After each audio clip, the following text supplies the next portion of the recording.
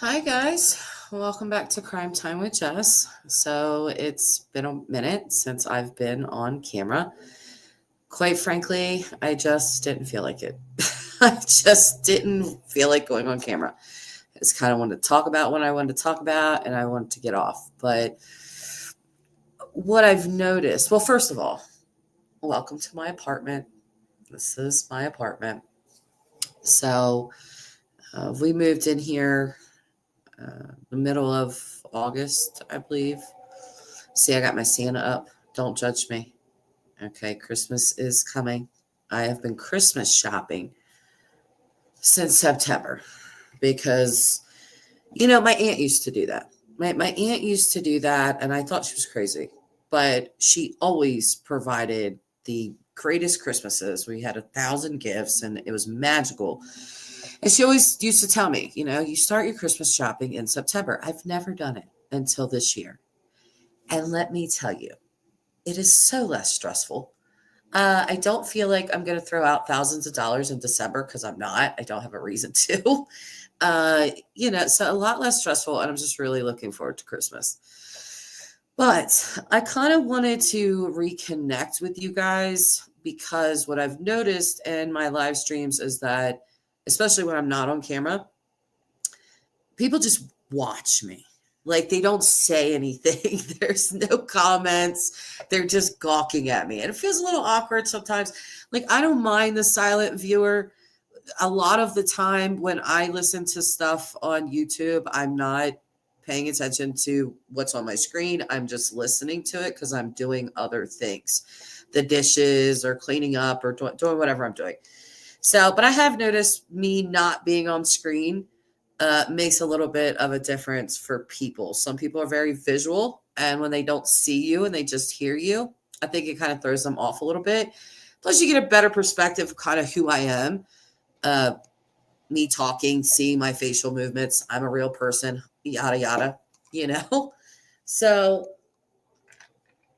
I've been following multiple cases at this point, heavily into the Diddy stuff, heavily into the Menendez brothers stuff. And I watched the Gypsy train wreck on the side of that. But it just doesn't seem like I can like find my niche of what my viewers want to see. Judging by the views on my P. Diddy streams, I don't feel like a lot of you are totally into it. Or maybe you've been oversaturated with it. So the Menendez brothers, I find highly interesting. I haven't really gotten a lot of feedback from you guys about what you would like to talk about with them. I thought an interesting topic would be their marriages. Now, I've seen people say, well, their marriages are none of our business. True. True and not true. They are very public figures. And not only that, both of their wives are on social media. Tammy Menendez has, put out a book in 2005. So to say, oh, their marriages are none of our business. Well, if they didn't want it to be our business, they wouldn't have put that stuff out there, right?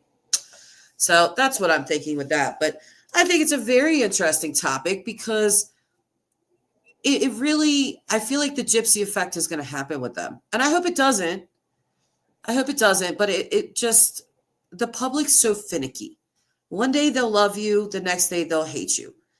And, I'm just wondering with the Menendez brothers, they are bound to make mistakes.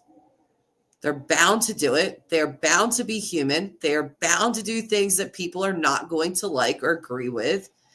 And what happens when that happens? Are people going to turn on them? Are people going to hate them? Are people going to make nasty comments about them on social media? Probably. Probably. So again, with the Menendez brothers, I just keep repeating it over and over and over again. Stay off of social media. Do yourself a favor. Stay off of social media. Don't entertain any of it. It'll be a huge regret for you. So one thing I guess I wanted to share with you guys is I was reading an article about Dylan Rounds. And at the bottom of it, it said that Box Elder County was open to any questions or They're open to giving a comment. So I wrote them an email because I had some questions. And let me just find that real quick. I had some questions because I had correspondence with James Brenner. So there was just some lingering questions in my mind about his sentencing and blah, blah, blah. So I wrote to the DA, assistant DA, and I said, hello, I have a few questions. I said, was the plea deal okayed with the family first, or was the decision the prosecutors? Now, the reason that I asked the DA this is because I was hearing rumors that Dylan's family didn't really like the plea deal, that it was the prosecutor made the decision, that they didn't fully make the decision. And I believed that because Candace was always so dead set, basically, on finding her child. And I just couldn't see her laying down and accepting a 1 to 15 year, prison term for the man that took her son's life. I just couldn't really understand that. And it just didn't fit with her character. So that's why I asked the question to the prosecutor, was the family okay with this? My second question to them was Brenner's self-defense theory believed in any way? I had several correspondence with Brenner, and he alluded to being attacked by Dylan. So I would like to know if there's any merit to his self-defense claims, and is that why he was given a second-degree murder charge as opposed to first-degree murder? The reply that I got back, and they answered very promptly, and I got a reply back the next day. And she went line by line with my questions, and she said, I received your email this morning. Below are the answers to your questions. What's up, Rocco? You took a break from true crime and fixated on the election, you poor thing. I try to stay away from the election as much as possible. People just piss me off. Whatever way they lean, they just get so adamant about it. It'll drive you crazy. All right. So this is what her answers to me were. She said, was the plea deal okayed with the family first, or was the decision the prosecution's? Her answer, yes. The prosecutor and victim advocate assigned to the case worked very closely with Dylan's family throughout the investigation and court proceedings. The family was involved in deciding the terms of the plea agreement and were fully on board with the offer. In fact, the plea offer went through various revisions as the prosecutor worked with the family to ensure they were in complete agreement before the offer was ever sent to the defense. Ultimately, they were willing to allow for a reduction in the charges if the defendant showed law enforcement where Dylan's remains were. So I guess that's really what it was. They really wanted his remains back. I wasn't buying that, but this is coming from the assistant DA of Box Elder. So next question I asked, was Brenner's self-defense theory believed in any way? Their answer, because Dylan and the defendant were the only two people involved in the incident that led to Dylan's murder, no one may ever know the truth of exactly what happens. The general consensus from those involved in the investigation who interviewed the defendant, reviewed the medical and many others, and reviewed the medical examiner's report was that self-defense was unlikely, aka Brenner's a liar, but I think we already know that. Because the defendant pleaded guilty to the charges, that has never been argued or proven definitively. Oh, hi, Jess. Good to see you. It's good to see both of you. So what she's saying basically is because Brenner pleaded out, they'll never be able to argue or prove definitively whether it was self-defense or not self-defense, yada, yada, right? I don't know why my camera's adjusting itself. I just watched it do that. Hey, Jess, could you let me know if the Wi-Fi is good? Okay, I know I've been asking this for months, but I feel like I finally have got it down because, again, we got the best Wi-Fi that's offered here in Laramie. and I bought a booster. So I'm just hoping there's no breakups and all of that crazy stuff that was going. Yes, thank you. I'm so glad to hear that. Thank you. The last question that I asked the DA for Dylan Rouse's case was, is that why? Oh, thank you, Jess. I appreciate that. I had a feeling that if I came on here and showed my face and talked to you guys, that I would see more of you in my chat because Laramie, Wyoming, yes. Yes, that is where I live, Rocco. I adore Laramie. Adore it. We moved here and I just instantly felt like I was home. Spent 42 years in Delaware, and I come out to Wyoming, Laramie specifically, and it just felt like home to me. I can't really describe what that feels like when you move so far away from home and suddenly you find a place where you feel like you've always belonged. It's been great for my kids. The schools here are chef's kiss. They're just phenomenal. Wyoming is 7th in the country for schools. Delaware was 45th. So, and I will tell you now, my son, my 13-year-old, was doing awful in the Delaware school system. Completely awful.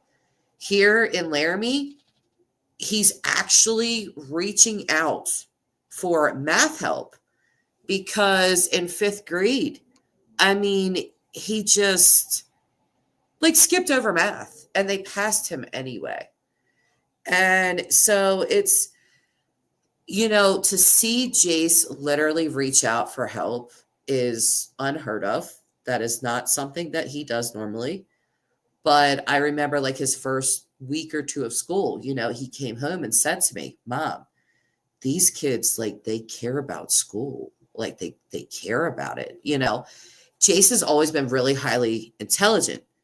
But he was just surrounded by kids that didn't really care about academics and things. So he tried to fit in, and not be who he really was. And now it's like he can be who he really was. And there's been some kinks that we've had to work out. But overall, he's just doing very, very well. Aubrey's an adapter. Aubrey's the type of kid that will roll with all the punches. And so she just early on was getting awards from the school about how great of a kid she was, not surprising to me, but I'm just very proud of her. I'm very proud of both of them. And I've told Tyler because Tyler has a traveling job. He does the wind turbines. But since we've came here, I've told him if your job transfers you to Oregon or Indiana or New Mexico or Texas or Oklahoma, because it can be any one of these states, we're not going. I love you, but I want my kids to have a good education and upbringing, and this is where I would like to buy a house and make home base. So thank you, Jess. I appreciate that. Yes, we are pretty happy. Something I've learned about that. Can I just talk about that for a second? Why is it when people see you happy, they're not happy?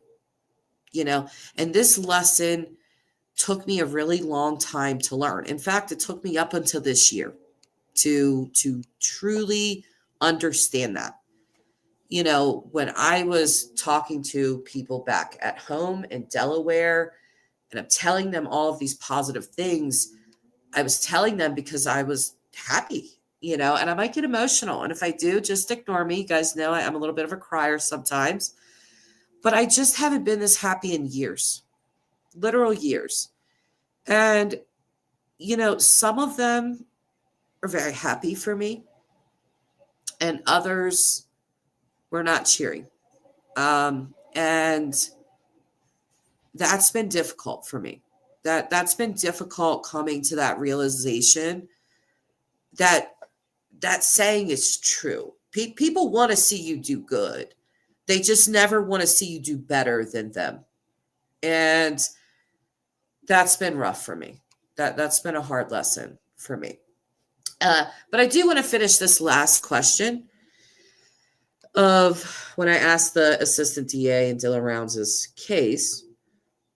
I asked, is that why James Brenner was given a second-degree murder charge as opposed to first-degree murder?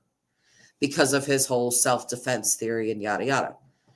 She said, no, the defendant was not given a reduction in the first-degree murder charge because it was believed he acted in self-defense. Okay, so she's saying no, we didn't believe any of that. The reduction to the second-degree murder charge was only due to the defendant showing law enforcement where he buried Dylan so that Dylan could be returned to his family. So there's that, because I had those questions. I was like, why did he only get 1 to 15 years for snuffing out a 19-year-old boy? Like, why? So Jess is saying toxicity. And if they aren't happy for you, Jess, then it's something with them. It's their own issue. I know. But you just don't want to think about the people that you think care and love you and want the best for you. You just don't think that behind the scenes, they're talking a lot of smack about you. I found that out, in the last couple of months. A person that I called best friends, a person that I called sister. It's funny because I don't share my finances with everyone. It's not everyone's business. It's not anybody's business what Tyler makes. It's not anybody's business what I make. It's just not. But are we financially comfortable at this time? Sure. Yes, we are. And this specific friend took full advantage of that. She borrowed $50 from me. And, when it came time to pay it back, she felt entitled to that $50. Why? She made up something about I had owed her $30 or $20. Such a lie. It was all a lie and crazy manipulation. And I didn't realize that people, if they see you doing good, which I'm in an apartment. It's a 3-bedroom, 2-bath. It's a great apartment. I love it here. But I'm not living high on the hog here. I'm just comfortable. It's amazing how entitled some people feel to your money. It's very weird. The supreme reaction. Do you tell crime stories? People like that aren't happy with their own lives. People like that aren't happy with their own lives. Yeah, I know, Rocco. And do I tell crime stories? Honestly, I do a lot of live streaming. And the reason that I do that is because if not, I'll have to make videos, right? And I'm not a big tech person. I know I'm live streaming in front of you guys right now, but I'm horrible at making videos. And it's something that I have made numerous attempts at over the last couple of years, several years, actually. And I'm just not good at it. So I do live streams and talk about cases and talk about things, but not necessarily videos. I've been looking for a long time for someone to help me with that. I've been looking for a long time for kind of like a co-host. I just can't seem to find those people. So it's like some people come on the scene. They know exactly what to do. They find these people that help them make all the videos and do all the things. I haven't been successful in that. It's always just been me. Every now and again, I'll have a guest on my show that's more friends, and that'll just kind of chop it up about, different cases, but just can't seem to find those people. And I would be willing to pay, that is somebody's work. If they were helping me edit videos or do things like that, of course I would pay them. That's work. be very nice if somebody was like, oh, I'll just give all my free time to you and help you edit videos, but that's just not reality. And so, I would definitely pay someone, and I've offered to do that, but just haven't found the person. Supreme Reaction. I'm solo too. It's hard, but doable. It's very hard. I think it's a lot harder without a team behind you, without a partner beside you, because it's really just you. You are the product, so to speak, with no other help. I see plenty of people that started around the same time I did. They have way more subscribers. They have all this merch. They have all these things. And I'm happy for them, but I just always, I kind of want to inbox them sometimes to say, hey, where did you find your video guy? Or what are you using to create these videos and things like that? Because I have software on my old laptop, which took a crap. This is a fill-in laptop that I'm on right now. I found it for $50 on Facebook Marketplace. It's a Dell, runs good. It's fine, does its job, but I've asked Tyler for a new laptop for Christmas, and we'll see if he delivers. I know he's been looking, so I hope that. But honestly, equipment would be great. New equipment would be wonderful, but it's more people. It's more having a team behind you or beside you, or collabing with people. And I've reached out to a couple creators and said, hey, I'd really like to do a collab with you. They were bigger creators, but they just knew a lot of stuff, and no help. They just didn't reply back. So there's that. My channel is nowhere near yours. You're doing great. Well, thanks. I mean, I've been doing this since, I don't know if it's 2020 or 2021, but I took off an entire year, personal issues.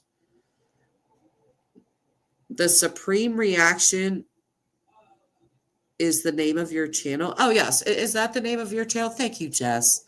This is why I need a co-host, because I don't ask all the right questions all of the time. Jess, yes. Okay. So what do you cover, Supreme, exactly? Do you do crime stories? Do you do videos? Do you live streams? What is it that you actually do?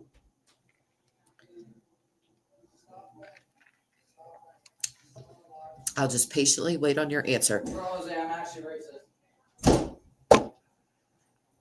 Okay. That was my child walking in the background.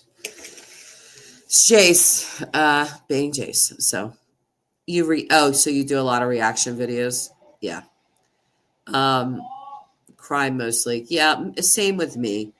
I just talked about this many times, but always had a thing for true crime, always followed it. I've been reading true crime books since I was 12, literally.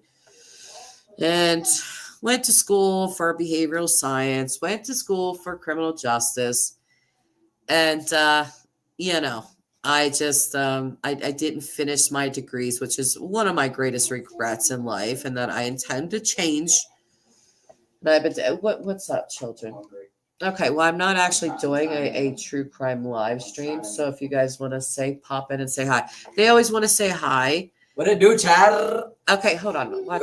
Go follow my Twitch, you know what I'm saying? Promoting. Okay. Go follow my YouTube channel. It's Aubrey Marie Carter. You're not allowed to have a YouTube channel. Give me Oliver. Hey, No. Little sir. So these are the kids.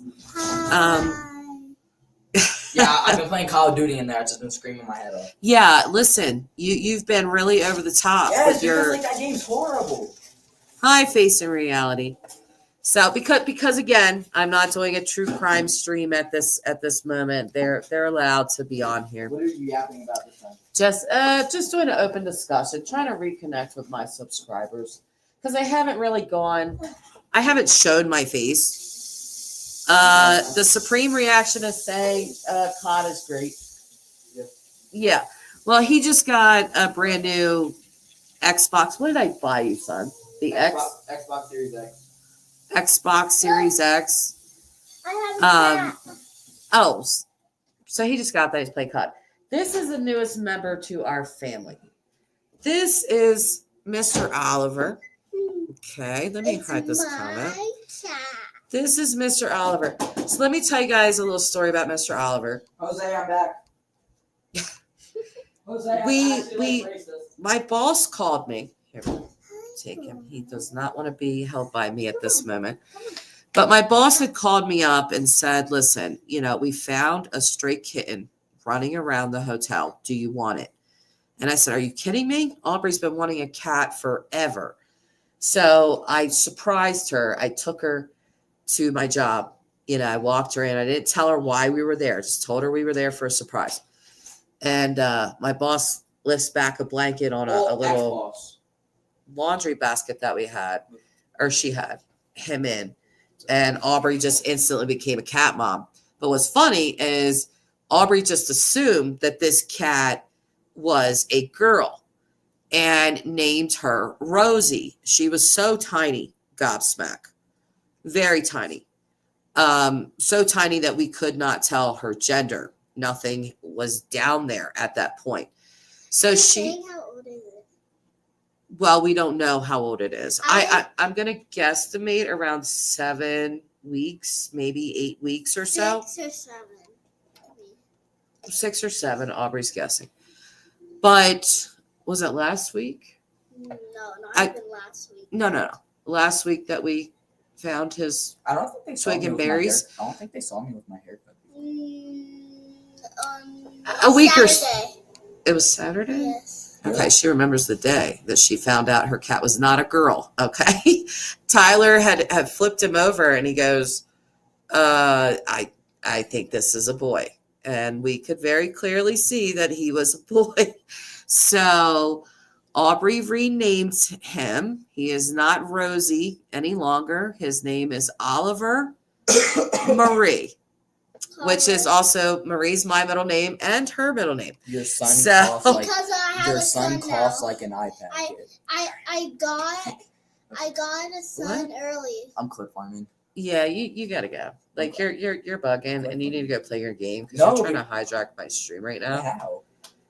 You're just making up comments that nobody's saying. Yeah, I'm clip farming. But oh my god, that is such a jinx for you guys. Yeah. So boy cats are the best. Why are boy cats the best? I am a brand new. I think because they're the most playful. Mom, you're a grandmom now. I have a lot of friends who have girl cats, and they say all they do I is just, gave like, lay birth around all the time. early. Grab Mac thinks you have a cool shirt. I picked that one out for him. I think it's a very cool shirt, right? But yeah, I'm a brand new cat grandma because Aubrey's his mama, and we've never owned a cat ever. So we're learning. We are learning what they do. Oliver's already smacked me in the face. He did something really cute today. Aubrey was at school. Tyler's on night shift at this point, so he's home during the day. So it was me and him. And Oliver comes searching for us, and he stops and he just lets out this meow, and he's never done that before. And I just instinctively, I said to Tyler, does he have food and water? Because he's never done that. Sure enough, he had ran out of food. So I gave him some salmon and chicken, and he tore that up. But he's just really, really becoming a huge part of our family.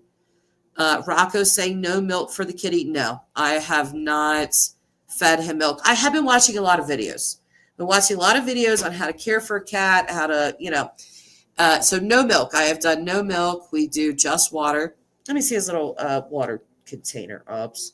Because this is where his food is, right down here to my right. I put it right next to the kitchen table, well, don't spill it. I just wanted to kind of give them a little gander of his little water. Oh, no. I got it. Just don't spill it on my charger, I guess.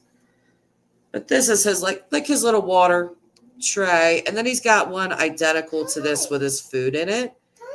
It's funny because he is just growing so quickly. Here, Aubrey. When we first got him, I have a picture of Aubrey holding him in a little towel, and he's so tiny. And Tyler said to me, he was like, he's just getting bigger and bigger every week. I said, yeah, he is. He really is. He's growing phenomenally. And I love that he's starting I love that he's starting to like integrate with the rest of the family. So Jess is saying they are lovers and good with kids. Yay. And the supreme reaction. Off topic, but do you like StreamYard much? I do actually like StreamYard. I do. You know what's funny about StreamYard? I paid for StreamYard for forever. It didn't I paid for StreamYard for like a year and I didn't even know it. I signed up for like some free trial and I paid for it for an entire year and I did not take advantage of all the things that they offer when you pay for it. So, but I do like StreamYard. Yeah. I don't, the other one that I used to use was Restream. They were both all right. I mean, to me, I'm not a super picky person, you know? So it's kind of like whatever does the job. I'm okay with that. StreamYard's definitely done the job plenty of times for me. I only have 3 more. You what? I only have 3 more. You only have 3 what? More 3 more what? antibiotics. That's good, son. You have to take. So Jace got this Do I take crazy one out? infection on his Do I take- pinky do I toe. take one? Yes, it is 8 o'clock. No. And put your topical on your toe, please. Jace got this crazy infection on his foot, on his pinky toe. Yeah. What was it called? I cannot Sounds pronounce it. like, I don't know. I always want to say propecia, Yeah, like but something I like know that. that's not it. Something like that. It's in my cuticles. Yeah, it's like an infection of the cuticle. And in 24 hours, like he was at Aubrey, what are you doing? I'm getting Cup. glass. Oh, okay. You guys see how much my kids like to be all up in my streams. This is why when I am talking Me and about her are true, launching a podcast. She just does not know when to launch it. We are though. Jace's wanted to start a podcast with me for a year, I would say at this point. And he wants to do, Like the news. yeah, we came up with this concept where, you know, I'm a millennial, he's Generation Alpha. And so we wanted to do this podcast of like doing different topics like throughout the week, like current events, pretty much just what's going on in the world. We got Diddy stuff going on, and just getting Generation Alpha, which will be leading us at someday in this country, and then getting my perception as well of two different things, 2 different generations giving their opinions on what is happening. And if you guys have kids, well, you know, they think very differently than us. Yes. Supreme Reaction is saying react to each other's music. We've actually, me and Jace talk about this. That'd be a banger. That'd be a banger. I Yeah. like that. We've talked about this often. You could pick out like 15 You songs. I were could pick out, born like, in the 15. 1500s. He was born in 2011. We need to drop this. Like we have the channel set up. Thanks, Hobbs. We have the I picture set appreciate up. that. We I'm have only the- 43, but Like the thank channel, you. like the channel's on YouTube. We just never posted anything. I'm 8. I don't know like what to look at for current events though. Or that could be our first stream, listening to each other's music. That'd be a Well, thing. I don't want to play entire songs out. Yeah, that's she really thinks I'm Maybe old. like a minute of each song. It's Like a so minute. sad, Petty AM. you know. That's what Um, But I would like to, like, I've introduced my kids to all of the 90s. I'm a 90s music. I'm an 80s baby, but I came into my early teen years and stuff in the early 90s. So 90s music is my thing, in every genre, rap, R&B, grunge, rock, all of them. And so I've definitely introduced my kids to that music because I always tell them we had the best music. Aubrey likes your music. Aubrey does like my music. You not so much. Jace, who's your favorite rapper? Right now, Hey, Yeah, Tyler the Creator. Tyler the Creator. Why is everybody loving on him so much? I hate it. It's because he just dropped an album recently. It's really good, like really good. That's what I was trying to show you a song from his album. He's such a weird dude. No, he's not. He's You don't funny. find him to He's be weird? funny. He's actually like so chill. He loves Tyler the Creator. Supreme Reaction saying he's gay. No, he's not. My son's saying no, he's He not. is No, gay. he is definitely gay. Chris Tyson He is not gay. that matters. but it just is. He was dating. He's a good rapper though. Well, yeah. So I I guess know it's the boy irrelevant. who's gay. But he was dating Jaden Smith, Will Smith's son. Rapper? Yeah. I didn't know that. Jaden Smith like lost his mind What? The and chat posted on said- social media all about it. Yeah, because they were going through I know some someone who's problems. Chris Tyson. Oh, we don't talk Well, yeah. Chris Tyson is on Mr. Beach. about Or it. Beast. Beast. I don't like sorry. Chris anymore. It's He's B. not. Okay. Spells his name So with a Rocco's K. saying definitely good topic of current events It's from not his K, it's perspective and your C. adult perspective. Very relevant. Yeah, I thought it was a good idea. Jay's really pushed me with this, and I was like, I just don't know what the content would be. And then I was like, well, if I react through a millennial's perspective and he reacts through a alpha generation perspective, We could talk about the presidency right now. yeah, No. well, this was not that kind of stream. Yeah. I was Mommy? just, yes, You want to know who my favorite rapper is? sure. Ice Spice. I know about her downfall, but What is her downfall exactly? in her song she's been talking about like pooping. Didn't she have a song called Fart? No. Ice Spice? Yacht. She had a yacht representing Gen Alpha. So she has a song about pooping now? No, it goes like you ain't even a fart. And then Yeah. That's what I thought. that's what it is. Yeah. Yeah, but it doesn't. It does have a fart in it. It's weird. So this works for your generation? I'm Like you like kidding. it? No, Well, I'm just asking. Well, she isn't my favorite rapper. You said she was her favorite. We'll But- Who's your favorite? we rewind the tape. Biggie. Biggie's my No, rapper. yeah, That's my Biggie. girl. That is my girl. Biggie, Biggie's will always be my can't you favorite. See, sometimes he's hypnotizing. Go, Obs. Listen, lay it down. Okay, so yeah, that concept would probably work. Because Jace was pushing so hard for this, I wanted him to really watch current events, decide what we were going to speak about. But I just don't think he's willing to put in that level of work. I am, but I just don't know like what to look for in current events. Like Google's boring. Anything, son. I know there's apps where like you. I Can mean, download we that, you and I like, can have conversations about anything. Yeah. Sports, movies, Political pop things, culture, like, just political stuff, the way you What's see the chat things. saying? The chat is saying different things. So let's see what Rocco said. Did your son say about the president? If so, would you get a lot of viewers, especially your son's age's view? I can let him speak on it now because he definitely. I've raised my kids to have their own opinions, even if they're differing from I mine. don't feel safe. Like, should I share my presidential thoughts or Sure, Do it. why not? like I don't want to? I mean, like, what if Don't be- what if they just like crash out on me? You're not gonna Nobody's crash oh, it's out. all going to me. crash out on you. Chill They're your out. views. People are allowed to have different views. I think God, that's just You forgot. He's nervous. like He- because I don't he want to. forgot in I the don't just middle want to of say the something and then swing. your chat just like, what is he yapping about?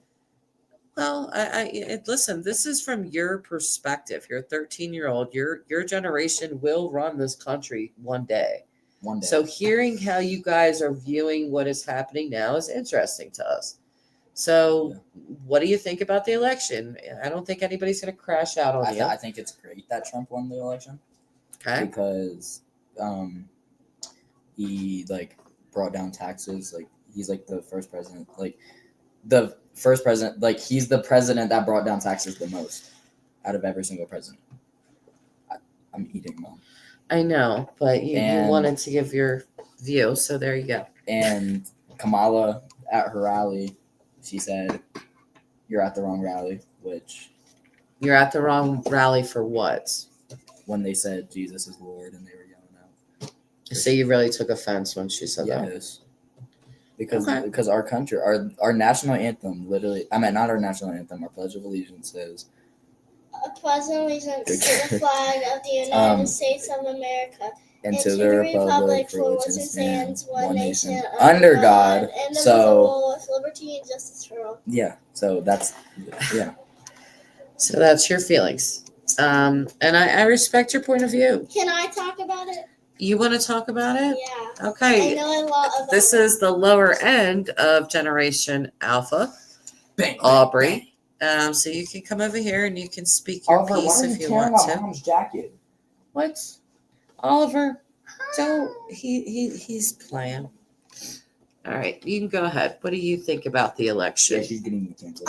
It's great that Trump won because if Kamala Harris won, then it would be a really bad scene. And if Biden won, it would be bad because he doesn't really save our country. And Can I ask you a question? yes, Because mommy doesn't really talk a lot of politics around you guys. So you didn't get your views from me. But and I'm not saying I disagree with their views. I just prefer that they have their own. But where did you come up with this, or where did you decide that you thought Trump was the best answer and Kamala would just be totally terrible for the country? Was that through social media? Did you talk to friends at school, teachers, or where did you get this idea? I was watching the election. Do you mean the debate? Yeah. Okay. We did watch the debate. Me and Daddy watched the debate. Me too. And me too. And she lost because I don't know. Here, It's okay. Can I get the mic? it's please? okay. You're entitled to your opinions, even if you don't fully know why. But maybe just think about why you have that, because that's what I like to do. Yes. I might as well let my kids. I'll be right Also- back. I'm gonna go and look it up. Another thing. Yeah. So Kamala Harris stated that she listened to Tupac when she was in college. But you know how old Tupac was when she was in college? How old? He wasn't even making music yet, Mom. Oh. So, and you want that as your president? Whoa. Don't put that on me, because you know No, that not you. I do I'm not just have that saying. stance. So, I thought you were asking me, oh, you want that as your president? Mm. I didn't say that, But yeah, so you're slurping in people's ears, and I'm sure My they bad. don't want to hear that. Yes, Mary, these are my children. You guys are saying good kid, awesome kid right there. Yeah, Aubrey's young yet. She's still 8. She obviously still has her own opinions, but Jay's a little older. He's 13, so I started really heavily looking into politics before I was 18, before I was able to vote. So I think it's good that you pay attention and you do form your own opinions. Yeah. I mean, I don't I'm tell not you a big politics person, though. you're not, but you definitely have your own opinions about things. I try to keep up with it, but I don't. So very smart kids. I'm impressed. Well, thank you. But I think, with them being so smart or whatever, it's very much about letting them kind of look at things the way they want to look at them, because we're all going to die, right? And Trump's generation is definitely going out the door. Okay. I don't want to be. know why Kamala Harris lost now. Okay. Why did Kamala Harris lose? You went and Googled this. She was weak. She was a weak candidate. It doesn't really make sense. So she was just a weak candidate. Yes, and it says, was it Joe Biden's fault? Did Trump? Well, I don't really want to read things off of there, but do you, as a girl, do you want to see a president be a female one day? Would you like to see that? No? No. Why? What? Are we going back to the Handmaid's Tale? What is going on? So you don't want to see a female as president one day? We need a strong man. Okay. Well, you heard it here first. We need a strong man. We need a strong man to impress this debate for my granddaughter. She is 5. I'm 8. wait, hold My granddaughter Stella is 5, and she punched me because I voted for Trump and he won. That's funny. The supreme reaction. Comment of the How day. often do you go live? I think. Don't mean to spam, but I don't think you've seen that. Kids, let me go ahead and continue on. Okay, here, take your phones and go do your thing and let me finish. All right. 10. So how often do I go live? I've been very sporadic in that. If you go back and look at some of my old live streams from a year or so ago, you'll understand why. We went through some very personal things. I took a year off, but I would like to make it more consistent, like going live every other day or something like that. I think would work well for me. So Kamala was incomplete and a fraud. She couldn't answer any questions. I'd be fine with a female president, but not Kamala. Maybe Tulsi Gabbard. Yeah, I wonder how much this country is ready for a female president. I don't think we're ready for it. I don't think we've been ready for it. You know, I think that the female that I would personally like to see as president is Ivanka Trump. And not because she's a Trump.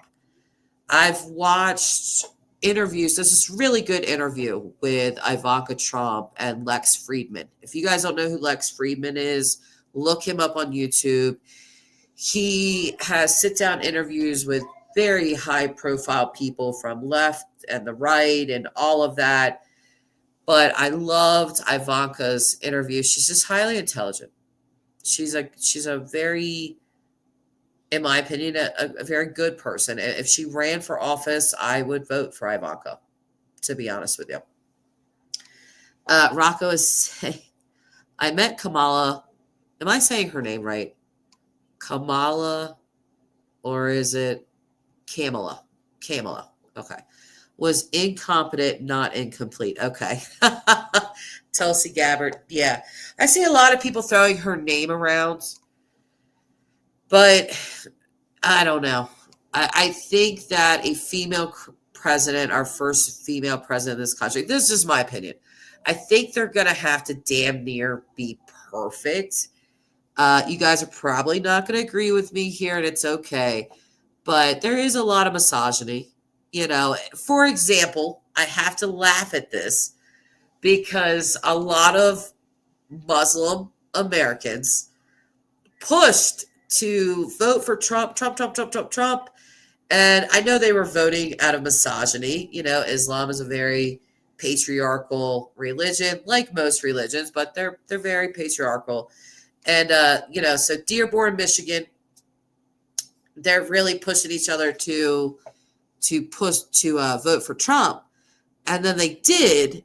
And apparently the spokesperson for the Muslims in Dearborn has come out with buyer's remorse because Trump is all about Israel. So I don't know how they missed that. I don't know if their misogyny got the better of them and they just decided to go ahead and vote for him. But I mean, if you've been paying attention for the last 8-9 years, you know, Trump has always been on board with Israel. His daughter is Jewish. Her husband is Jewish. His daughter, Ivanka, actually converted to Judaism. So I just don't know where they got this idea that, you know, Trump was not going to be pro-Israel, because he definitely is. And I guess they're pissed off about that. I'm not, but they are. So hang on, let me take this sweater off. I'm getting a little hot in here.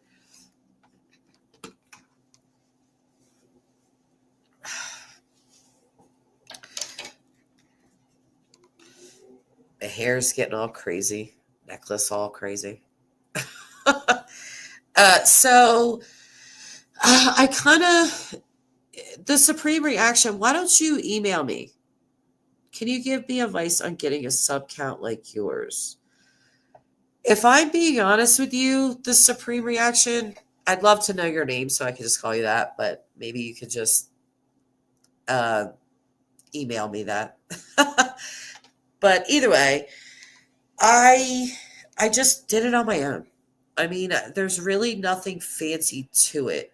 It's kind of like people like you or they don't. Um, I keep it pretty real with my audience. And as you can see, this is the first live stream in quite a long time that I've allowed my kids to say hi and be on here. So pretty open about things. But it's really, from what I've seen, it really just kind of comes down to whether people like you or not. Because I've had everything under the sun. I have no help, like I told you, it's just me.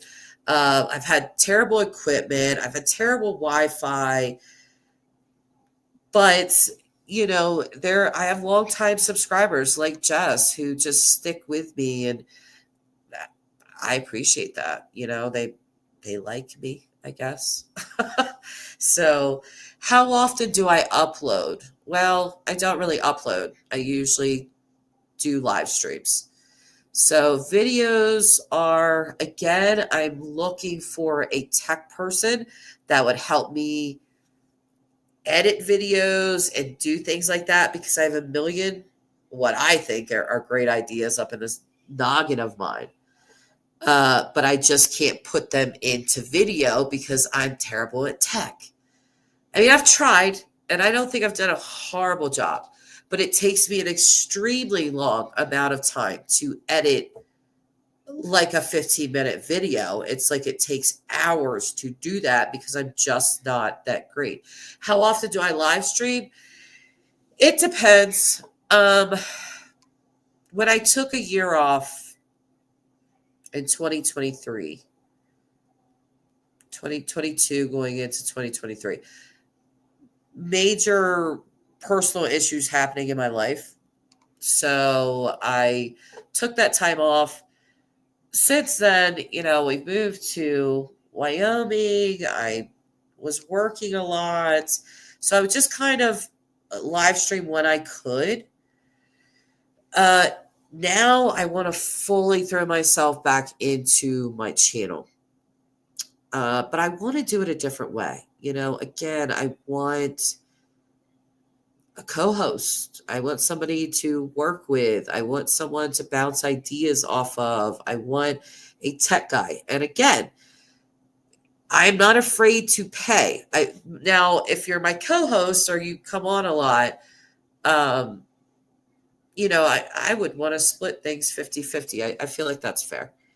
As far as someone like helping me edit videos and things like that, I know it's not easy because I've done it myself, and totally willing to pay someone to help me edit my ideas into a video. If you guys will just excuse me for a minute, I have to go blow my nose. I've been very stuffed up for days, so just give me a second. Mary Donovan, where is Grandma? Probably in bed. So just hang on a sec.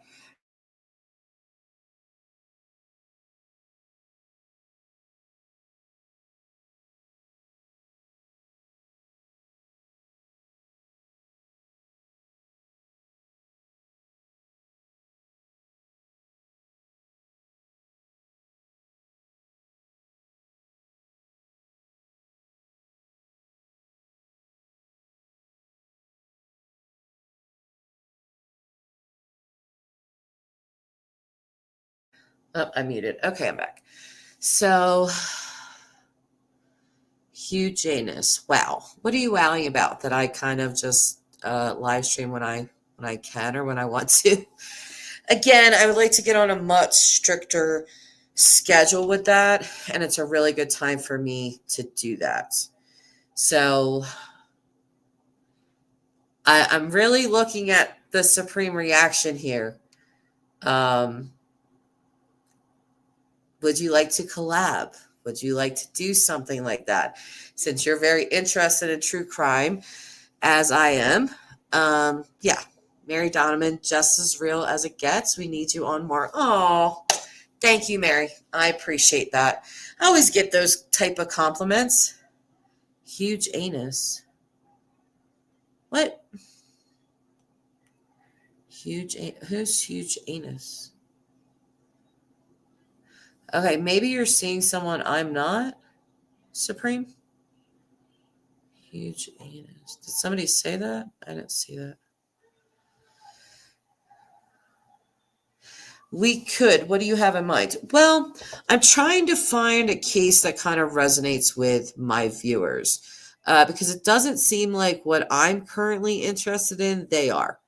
Like, again, Hugh Gaines. Hugh. Oh.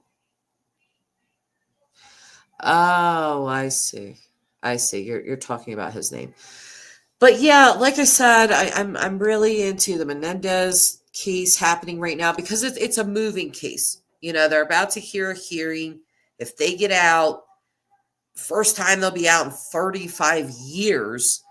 Not to mention, they were never really free before that. I mean, Eric Menendez has been locked up since he was 18 years old. He's 53 now. So I really had this thing, Supreme. But I really had this thing with they're both married. Like, how's this going to work out? Like, how's this marriage work out outside of jail talk? Because we all know what jail talk is. Okay. And I'm not saying the Menendez brothers are terrible, but keep in mind my channel is new and very small. That's fine. There's nothing wrong with that. I wish I'm a tiny creator myself. I only have, I'm just shy of 5,000 subscribers, and I've been wanting to reach that. So hopefully I do. But I'm pretty tiny myself. And, as much as I've reached out a few times to bigger creators that have even used my stuff in their streams, hold on. Oliver is, sir, little sir. No. Hey. Oliver Marie, get off of there. Get off of there. He's trying to scratch up my coat. That's not tiny. 5,000 subscribers. Well, just shy of 5,000 subscribers. Pretty tiny, in my opinion. But, I do wish that bigger creators would help out sometimes or just give advice, even if that's the only thing they can do. And they just don't really like to do that. I guess there's competition is competition. I don't really know. I know that there are some bigger creators that have taken people under their wing, and it's tremendously helped them. So I've learned a lot of things about YouTube over the last couple of years, several years. How many subscribers do you have, Supreme? And if you don't want to give me your real name, you don't have to. But if you want to, that would be cool. So I can stop calling you Supreme. So watch Roberto Blake. He gives a lot of content advice. Yeah, I have. I haven't watched him specifically. 48. Okay, yeah, you're just starting out. Listen, I remember when I originally started my channel, I got really flared up over the Vallow case, and I had so much to say about it. And that's what made me want to start my channel. You go by Supreme. Okay, that's fine. But yeah, I remember getting like 5 subscribers, and I was like, oh my God, there's 5 people that actually want to subscribe to me. Then 100 people, then 200, and it's just slowly grown over the years. Had I been consistent, not took a year off, things like that, I think my subscriber count would be a lot higher. But it's okay. I mean, life has happened, and that's okay. I really feel like this has always kind of been my calling, and that I've never fully put into it what I should have, or, there were definitely times where I just could not. So now is kind of the perfect time, again, for me to do that. And I would just like to take my channel as far as it could go, because I have a lot of ideas. Again, I have so many ideas, so many different true crime things that I would love to cover. And I'm just really bad at tech. So, but don't get discouraged by, oh, I only have 48 subscribers. Don't get discouraged by that. That's how it starts. And, the more content you put out, the more people like you'll slowly see that subscriber rate go up and up and up. So one piece of advice that I would give: don't become a drama channel. Stay away from drama as much as possible. There are some creators that thrive off of the drama. It's their channels, but I just don't see those types of people stick around too long. And the ones that do stick around that are always doing drama with other creators and they're in court and all this crazy stuff, they end up with lawsuits and things like that. So if you could just stay away from drama, focus on the true crime that you're wanting to report, that would go much better. They're called grifters. Okay. There you go. Grifters, and they just love drama.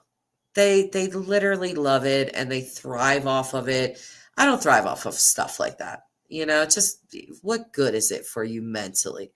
This back and forth, yippity yappity. Shut up. Let's hear about some true crime, okay? If that's what you're covering, let's do that. Even though right now I'm being a giant hypocrite because we're not necessarily covering true crime. But I did just want to chat with you guys. And I'm glad that Rocco's here. Thank God. I'm glad that Jess popped in. Jess has been a very long time member of my channel, and I so appreciate her for that. Because even during the times where I took very long breaks because of the personal things that were happening in my life, she has remained a member. And I just couldn't thank her enough for that. So, how do you ask people for memberships without sounding like you're begging?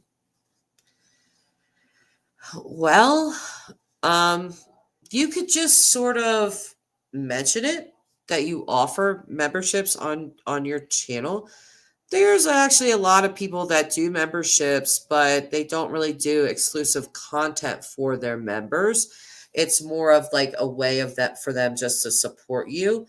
And then there are people that do a lot of exclusive content for their members. But quite honestly, I don't know how to answer that question, because in some way, shape, or form, you're going to sound like you're begging, but you're not.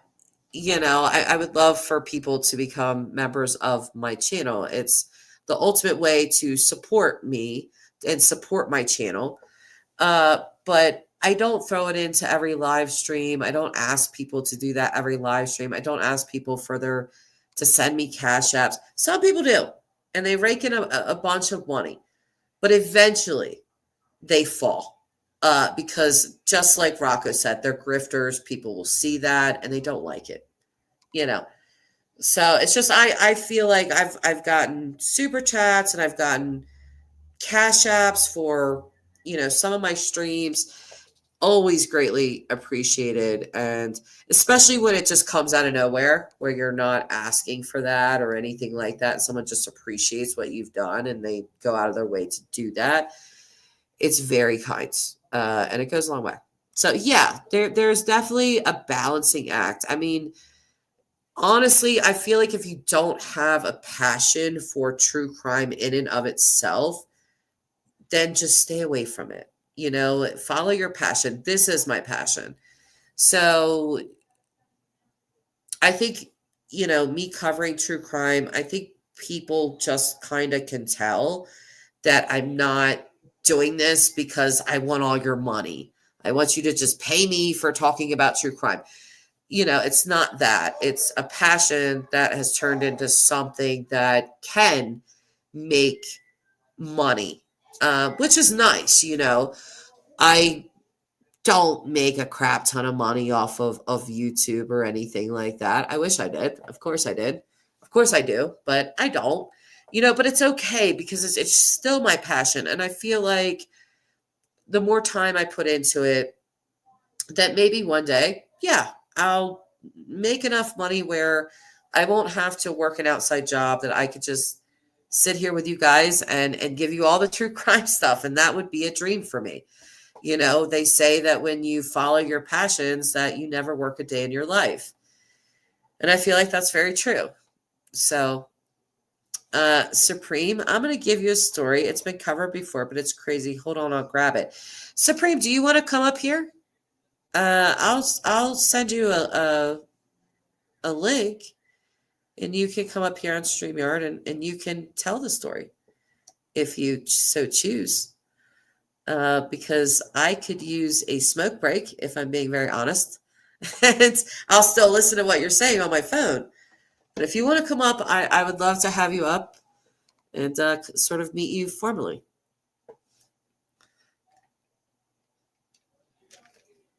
And honestly, what you're saying about the story, it's been covered before. A lot of true crime stories have. Most of them have been covered before.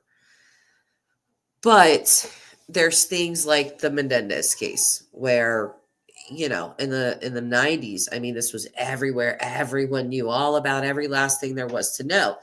But now we're hitting a new generation that didn't see. Most of them were not even born when this case happened. So there's a whole fresh set of people that don't know about this case, that are learning about it. I'm seeing people call for the release of Betty Broderick, which is crazy to me. She mowed down her husband and his I don't know if it was his new wife or something, new girlfriend. She killed them both in their house, in their bed. She was very scorned. He was married to her for a lot of years. She, put herself on hold and stood behind him and all of the kind of stuff. But he dipped out on her for a younger woman, and Betty was not having any of that. And she took his life along with his wife. But I see people calling for her release. So Supreme is saying, sorry, can't right now. 2-year-old sleeping. But the story is murders of, how do I pronounce that? Channon, Christian, and Christopher Newsom. And thanks for the invite. You're welcome. So I'll have to look that up. I have not heard of that case. What is Mary saying? I want to have coffee with you and I will do a bowl. You know me, Mare. Yeah, I would love to have coffee with you as well. I will say one thing about living here in Laramie. When you move across the country and you don't know anybody, it is difficult because I am having trouble finding female friends that I can relate to. I found more male friends, which, it just kind of, that's weird because I very much value female friendships. But I would love for you to come have coffee and a bowl with me. Okay. So let's see. Supreme is saying that will turn your belly inside out. Oh, this case of Channon Christian and Christopher Newsom. Be careful. Honestly, Supreme, I feel like I've seen it all because, again, I've been following true crime since I was 12. Reading books a 12-year-old probably shouldn't read, but I think I was mature enough to read that, even though looking back, I wasn't fully in a place that some things I couldn't comprehend. And now as an adult, I fully comprehend. And you're saying, no, this is bad. Well, when I think of the most horrific cases that I've ever heard of, I don't even know if I want to say this. It's so bad. There is a child porn video. Okay. And it's called, what the heck is it called? The Destruction of Daisy. I want to say, please don't look this up. Please do not look up this video. And I'm not just telling you that because it's awful. It's illegal. Do not look up this video. I've never watched it myself, but I have read the contents of this video. An 18-month-old little girl that will be damaged for the rest of her life. The things that they did to her are unspeakable. They hung her upside down and just did unspeakable acts to her tiny little body. So when you talk about bad, that's where my mind goes of bad, you know. Rocco is saying, you living in Laramie, I'm sure you know the Matthew Shepard case. Yes, I do. There's stuff many don't know about what really was going on. Well, I will tell you, Rocco, that I have talked to people. Laramie is a very small town, okay? Within my first couple of months here, I had taken Aubrey to a park so she could run around and get her energy out. I met a mom there. Her landlord was the detective that investigated Matthew Shepard's case. So she shared a lot of things with me. I will tell you that the locals here in Laramie, whether you know it or not, believe that he was not murdered due to being gay, that he was murdered over a botched drug deal. And with that said, I will tell you that Laramie is the most liberal place in Wyoming, which is an extremely conservative state. So for a very liberal place like this, to say, you know, he wasn't killed over being gay, he was killed over a botched drug deal, I find it credible just because of how this town is. If this was a staunchly, you know, conservative town, I would maybe question it a little bit, but being that they're so darn liberal, you go downtown Laramie, you will definitely see pride flags. You will definitely see trans flags. You'll see all of that sort of stuff because the college is here. So it airs on the liberal side. What I find most interesting about Laramie is it's like this complete, one side of it is very liberal college students, and the other side is very blue collared workers. But what I love about it is that people get along here. No matter their views, they don't bother each other. They don't, you know, pick fights and carry on with each other about this stuff. Everyone just seems to coincide with their own beliefs of whatever it is. And this is how the rest of the country should be, in my opinion, but unfortunately we're not. So, Rocco is saying, yep, and one of the perpetrators had relations with Matthew. I've seen the fence. Rocco. It's not far from where I live at all. It's actually up there by the Walmart. Takes me about 6 minutes to get to Walmart. So I've seen it. People are not shy to talk about Matthew Shepard's case here. I've actually thought about doing a live stream on it, but I always run into the problem of I would love to interview people, but people are so damn camera shy. They don't want to go on camera. And even when I tell them, well, you don't have to show your face. I mean, you could just talk, you know, you just use an avatar. They still get really, they don't want to do that. So I wish I had some more bolder people that would, and nothing against you, Supreme. I know you're just, you know, your child sleeping and all of that, but I do wish that I had some more bolder people that would come up on and chit chat and talk and chop it up and talk about these things. But really difficult for me to get people to do that. I don't know why. I see other creators that have like 6 people up on the panel, and I don't know what they say to these people behind the scenes. No, I'm so sorry. I'm so sorry. I'm not trying to make you feel bad. I'm just, I understand. You see that I have kids, so you know, I get it. Especially a 2-year-old. Yeah, don't wake the baby. Don't wake the baby. But I am going to look into that case. Actually, I need to take a picture of that because once this stream's done, you won't be able to see the live chat. So I need to, well, I got my handy dandy notebook here, notepad.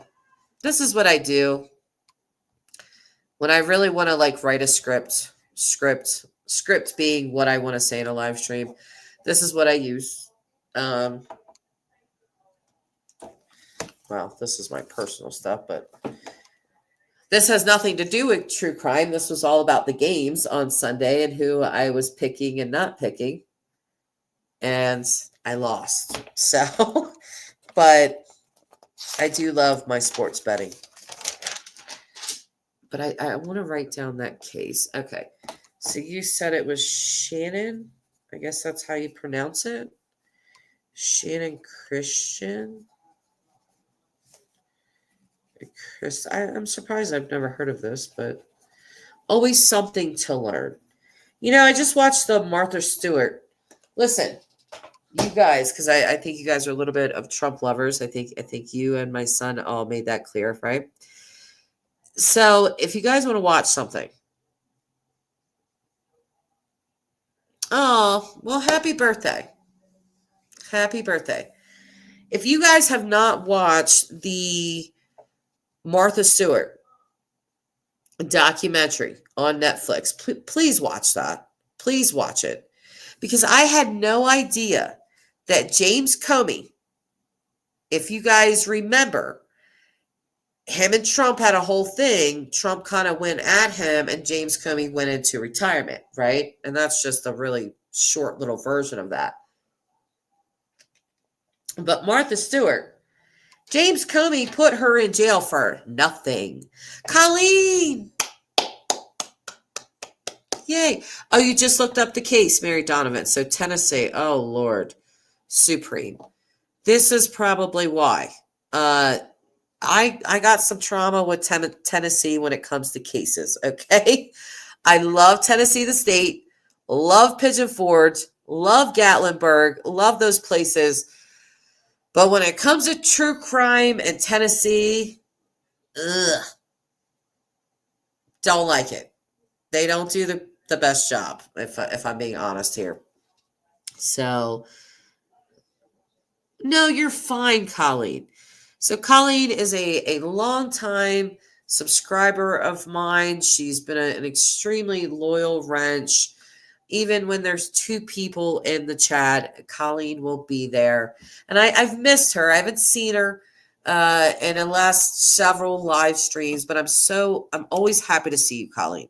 And when I don't see you, I might not say it, but in the back of my mind, I'm thinking, where is Colleen? Mary is saying, hate the police there. Rocco, Summer Wells, and Sebastian, Tennessee. Exactly. And look at both these children.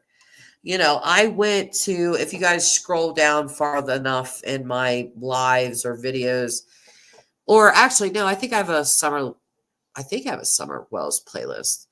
But I did visit twice to the watering hole in Summer's case. I filmed that. I went to Don and Candace's road. I did not go up their driveway. I did not disturb them in any way. I just drove past and filmed it and kind of looked up there. But I was really paying a lot of attention to the landscape in Summer Wells's case because I've said it before, but that child, there is so much dense bush and trees and all of that. She was such a tiny girl. She really could have been buried anywhere. And when we were driving up to the house, you could see the hill, the house that was up on it. And I just looked over at Tyler and I said, this kid could be anywhere. They truly could have put this child anywhere. Very sad case. And Sebastian Rogers as well. What's her name? Jennifer Coffendorfer. She kind of got me today a little bit because I seen it come across the top of my notifications. Body found, Sebastian Rogers. And then when I clicked on it, it was like, the body found in Tennessee today was not Sebastian Rogers. So I was like, okay. You're welcome, Colleen. You're very welcome. You're just a very valued person to me and my channel. So, if you guys don't mind, can we pause for a minute? Can I have a little bathroom break? We've been going an hour and 20 minutes. I'm not tired. If you guys are tired, let me know. But I'm not.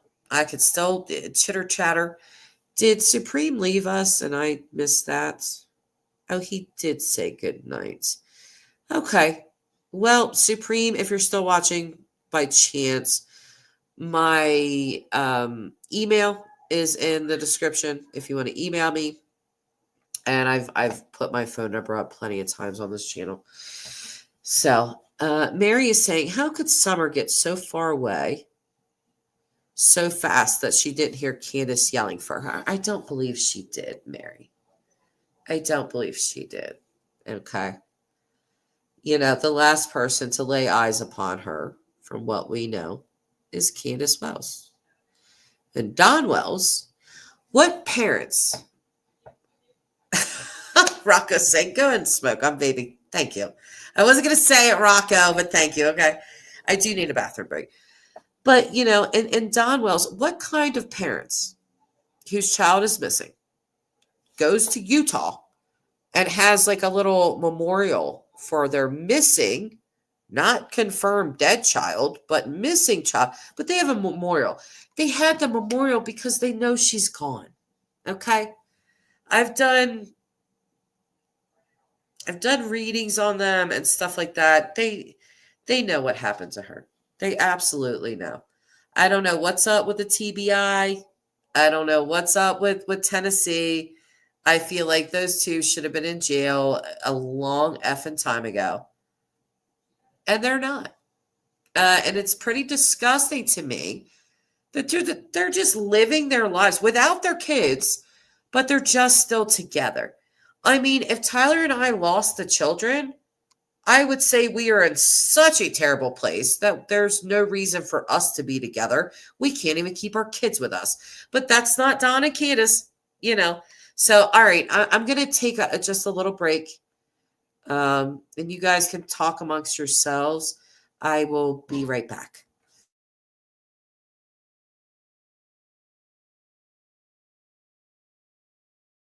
I had to come back on for one of my faves. Hi, Willow. Just popping in to say hello, beautiful. Hello. I am so glad to see you here. I'm just about to take a little break, Willow. I've been going an hour and a half and just taking a little break. So, but I am going to be watching on my phone. So I might comment to you guys in there. I'll be right back.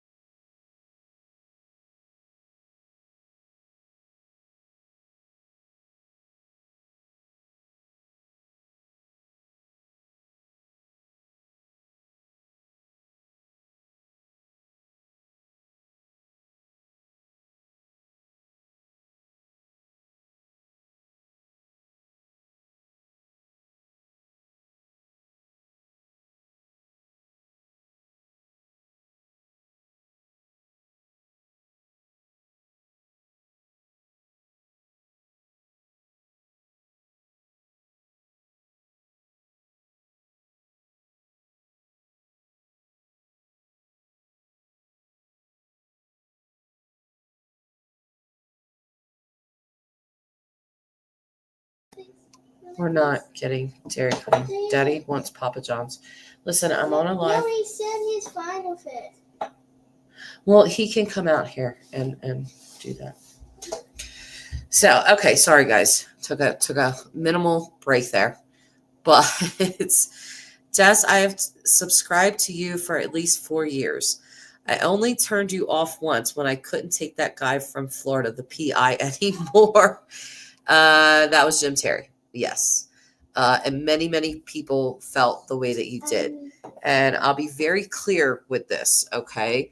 When it came to Dylan's case, Dylan Rounds' case, the only reason that I ever entertained Jim Terry was because he did have direct communication at one point with the family, and he continued to get information.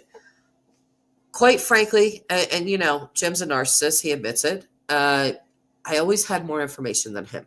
I just didn't share a lot of it with him. I would let him share whatever he had with me, but I never trusted Jim with serious information.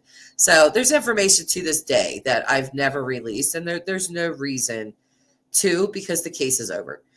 So is there any reason for me to talk to Jim Terry ever again? No, never. Okay. And I know a lot of people heavily disliked him, and I know why. I don't know if you guys are aware, but Box Elder County did an entire dump of all the information in the case.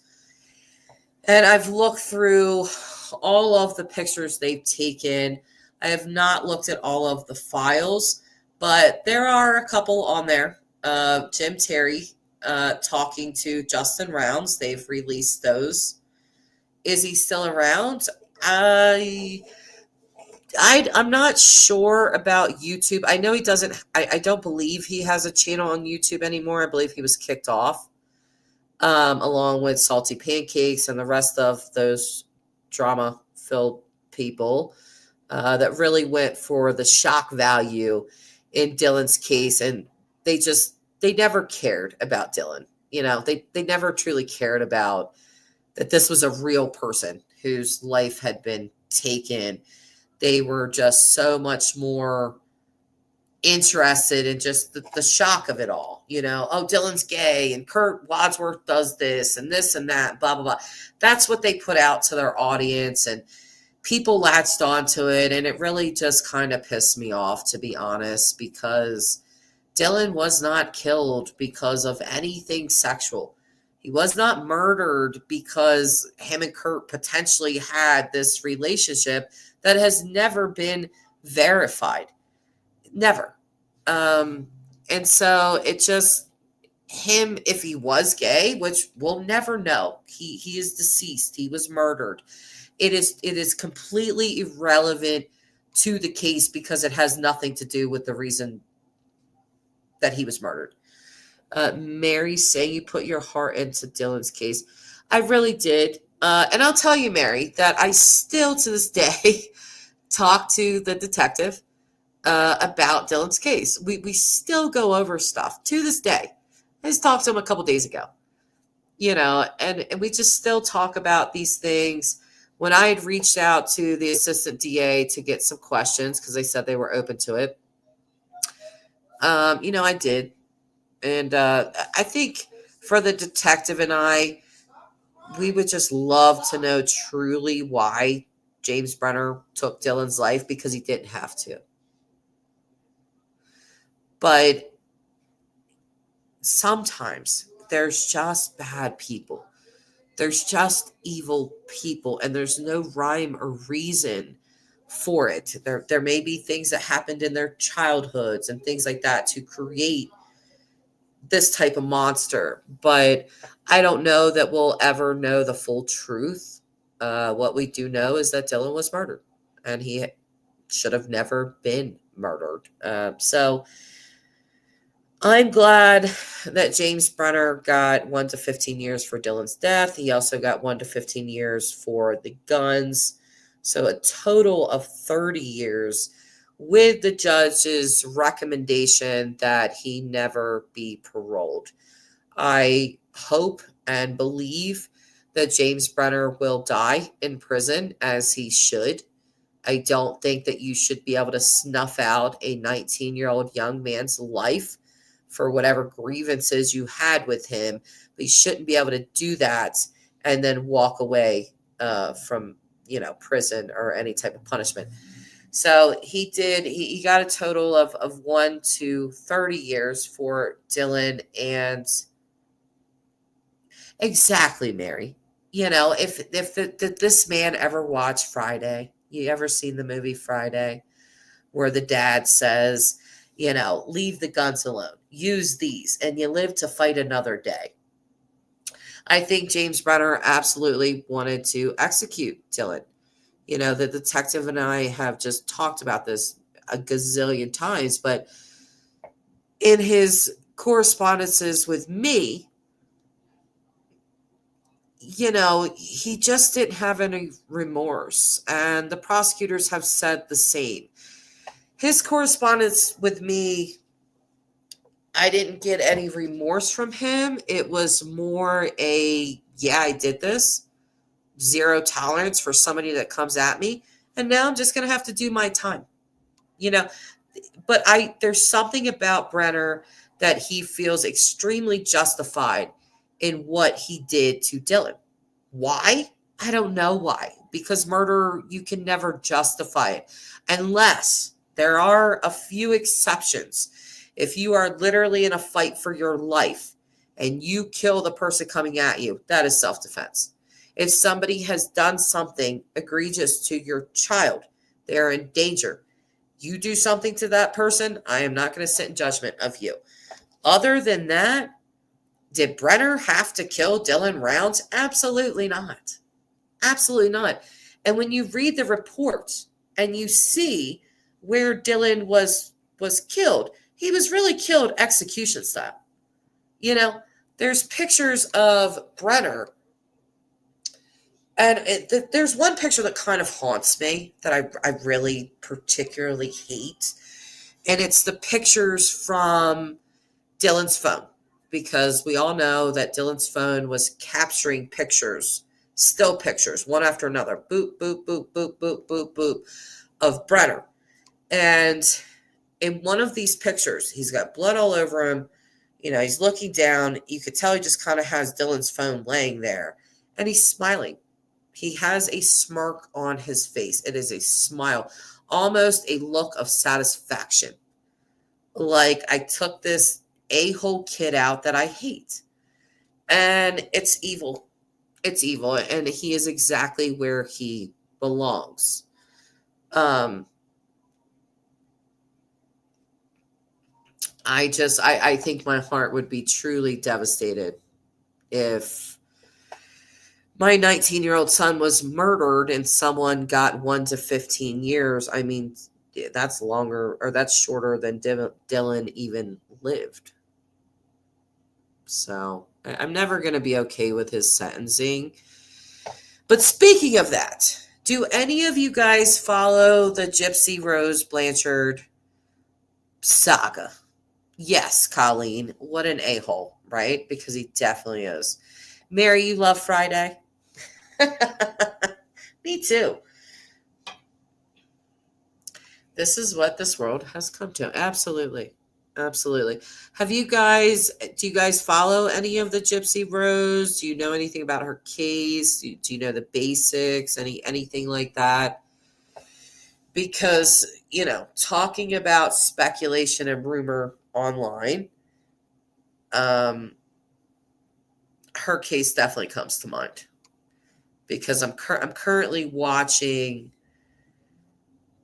I've watched social media, from the time this girl got out, which was December of last year. She hasn't been out quite a year yet. But at that time, right before she was released, there were tons of people that were really, I can't wait for her release, go Gypsy, blah, blah, blah. Fast forward to almost a year later to right now, and people hate her. They hate her. Anything she does is ripped and torn apart, and they hate her, and they see her as a murderer. She is, but they just will not allow her to go on with her life. You know. So Colleen is saying, I heard she was going back to prison. Well, that's where the rumor and speculation come in a lot, because there are creators that their entire channels are dedicated to Gypsy fully. And they put out these things. There was one creator that was saying, she's going to get picked up by the feds. The feds are going to do this. Bullshit. I hate to tell people this, and I've been saying it in comment sections. This case is old. It is a decade old. Gypsy pleaded to second-degree murder. They allowed her to do that. The DA is the one that gave her the sentence. The judge gave her the sentence. She served the time they asked her to serve. She has now been paroled. So if you're going to be angry at anyone, be mad at the judge.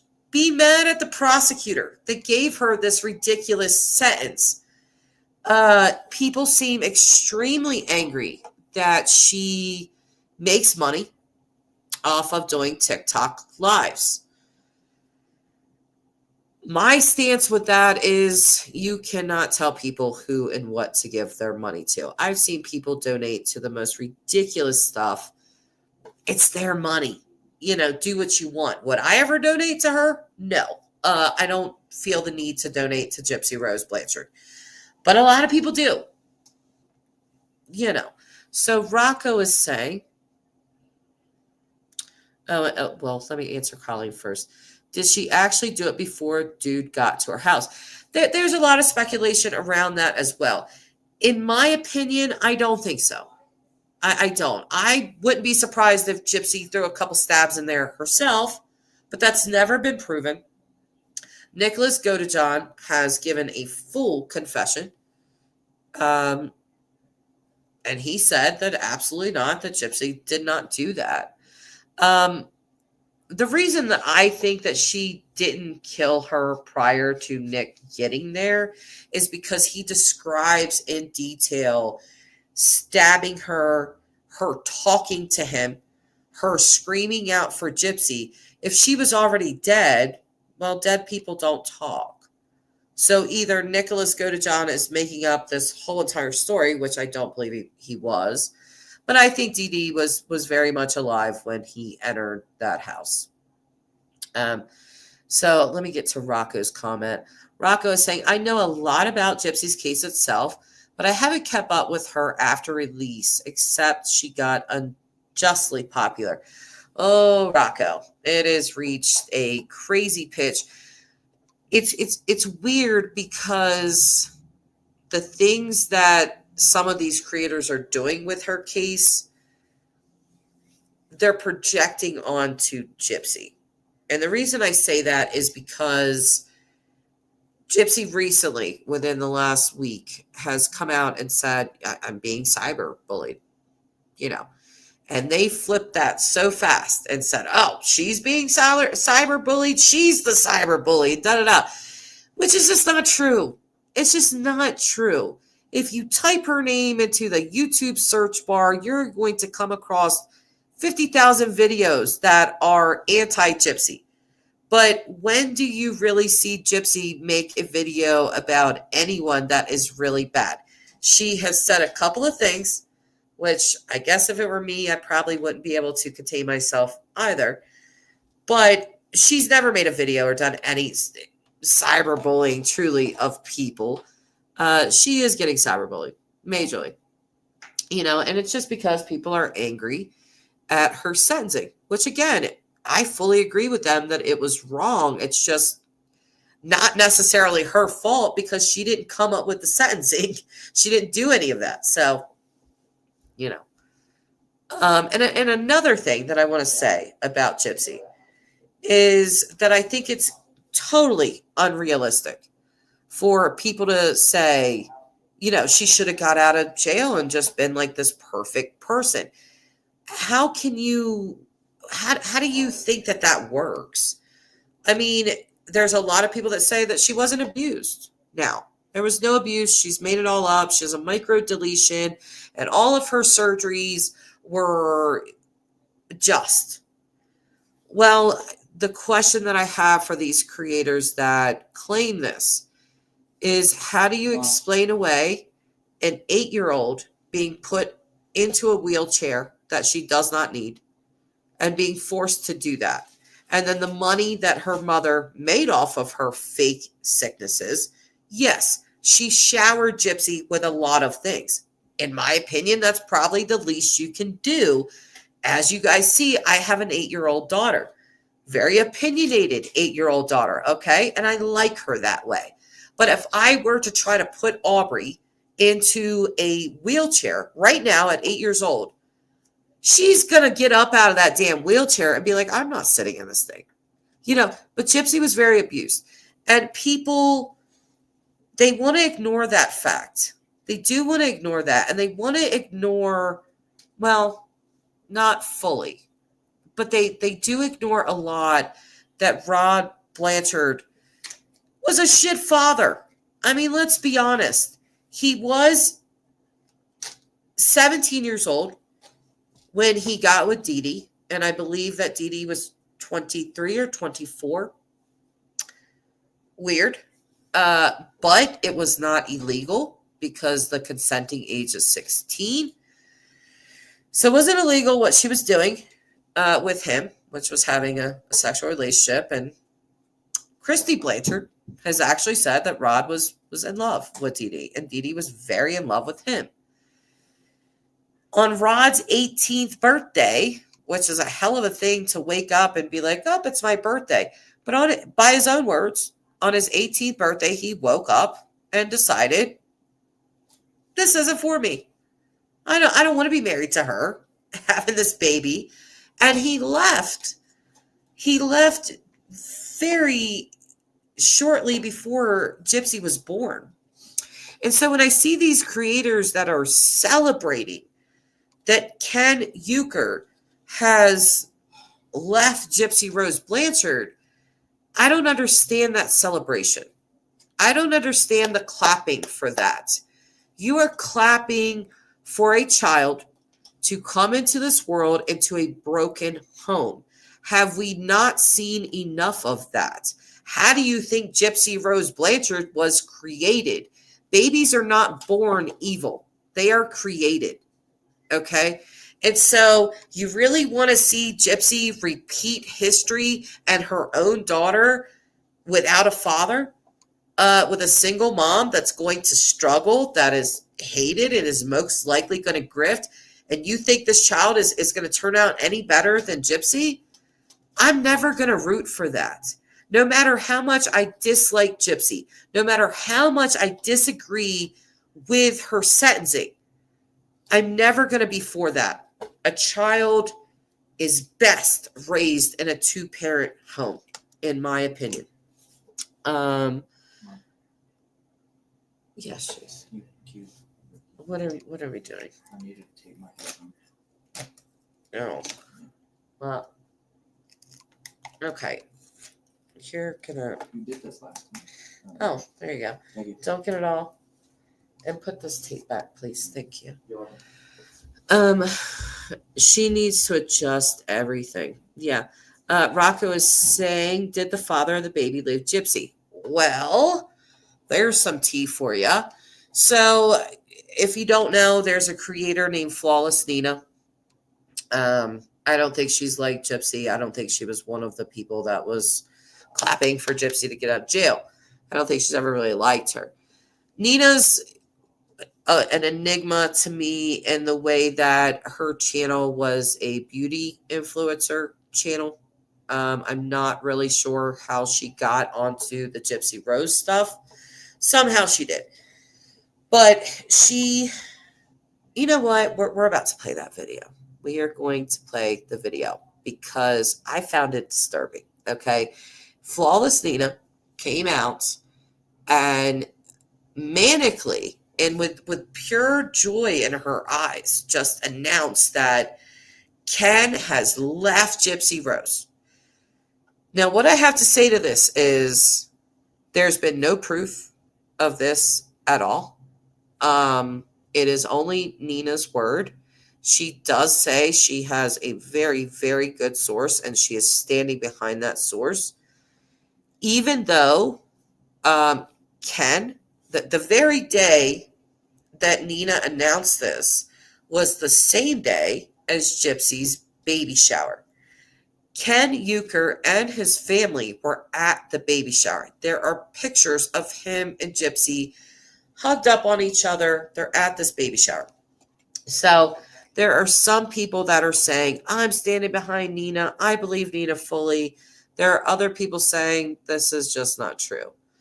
So Gypsy or Ken Euchre has said that this is not true. Christy Blanchard has said this is not true.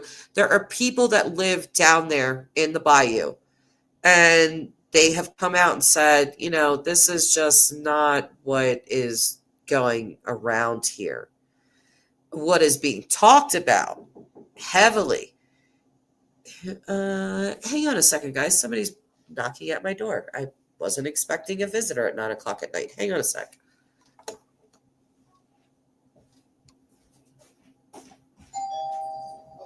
Hi. Oh, okay, thank you so much. Have a good night. Jace. What the hell is this?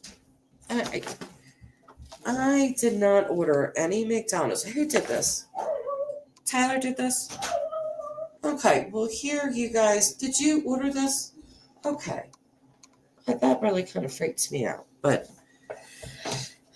so, try to remember what the heck I was saying here. So, yeah, there's no evidence to it. Again, the people that live around there are saying that's not what's being talked about.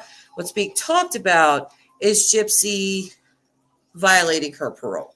I guess that's the big talk on the town in the bayou with her, but not that her and Ken have broken up. So, in my opinion, Nina looks like she has a little bit of egg on her face. She has doubled and tripled down with that. I don't know what's true or not. Maybe they broke up for the night, and maybe Nina got this information, but it turned out to be untrue. I'm not quite sure. Colleen is saying, plus Gypsy is going to need help. She doesn't know what parenting should look like exactly. I don't think she was around any normal family dynamic. She wasn't. She absolutely wasn't. Her father, who could have fought for her, who could have went to court and demanded visitation with her and all of that kind of thing, he did nothing. He was too busy. I mean, he had 3 women pregnant at the same damn time. Okay? Those 2 other children, he doesn't have anything to do with one of them whatsoever. I think she was adopted out. The other kid, nothing really to do with her. Rod Blanchard plays a much larger role in this case than people talk about, in my opinion. And so, if Ken Euchre left Gypsy Rose, it would truly be history repeating itself all over again. She's giving birth to a daughter, just like her mother was giving birth to her. If Ken Euchre actually left her, it would be the same thing as Rod leaving right before the baby is born. And then Gypsy's going to be left to her own devices. And that's exactly what happened to Dee Dee, which in my opinion caused the malingering with her putting her daughter in a wheelchair and trying to get money in any way, shape, or form that she could. But honestly, because of Gypsy's illnesses, Dee Dee was able to acquire a house. She was able to send Gypsy on these wishes to Disney World. She really created this fantasy life for Gypsy. So for people to come out and say Dee Dee Blanchard was not abusive, are you kidding me? She wasn't abusive. Do you know how rare parricide is? Matricide, which is what Gypsy committed, killing her mother. It's rare. And before she, talked Nicholas Godejohn into taking her mother's life, Gypsy herself tried to kill Dee Dee with a BB gun. She thought it was a real gun. She shot her like 10 times.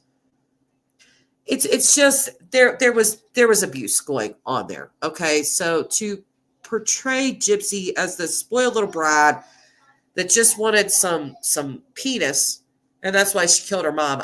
I'm no, that's just not it. But I do want to play this Flawless Nina. Let me look it up. And her. Oh, not on TikTok, on YouTube.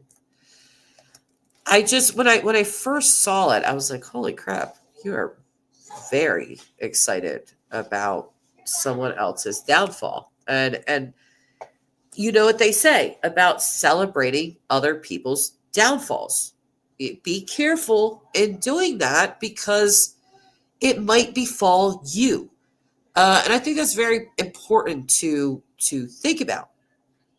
So I'm going to share this, and I'm just going to share with you guys her acting crazy excited over allegedly Ken leaving Gypsy. Okay, so this video has gotten a lot of views. 20,000 or so. But again, I'm wondering if this is not true. I do think that I do think that Ken and Gypsy will break up. I just do. But I'm wondering if Nina put this out, and then, in a couple of months, if they do break up, she's going to say, well, I told you guys so. It's just taken a couple months to hit the mainstream media.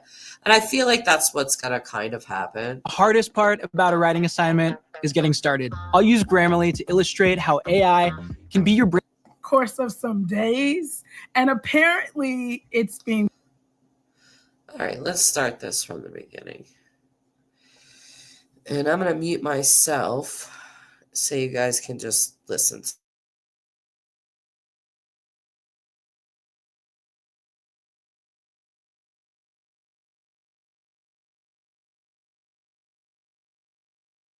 Can we just take a look at her face? That is pure joy in someone's eyes. I mean, this woman looks like she just got the best news of her life.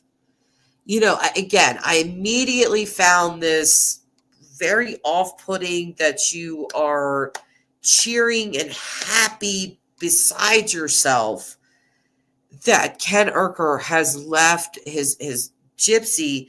There's a baby here. Okay, this baby's going to be born into a broken home if your allegations are correct. And the way that this country is running, we need more of a family unit. We don't need any more broken families. I come from a broken family. Tyler comes from a broken family. It shapes you in ways that you can't always describe. And so I would never cheer for something like this, but just have a gander at her face. All right, I'll play it.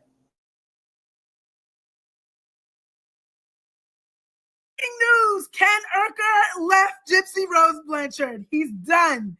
So it's happened over a course of some days, and apparently it's being filmed. But he said he was tired of defending her. He was tired of standing up for her. He was tired of doing so much, and she constantly embarrasses him. He was absolutely done with the situation, and their relationship is OVER.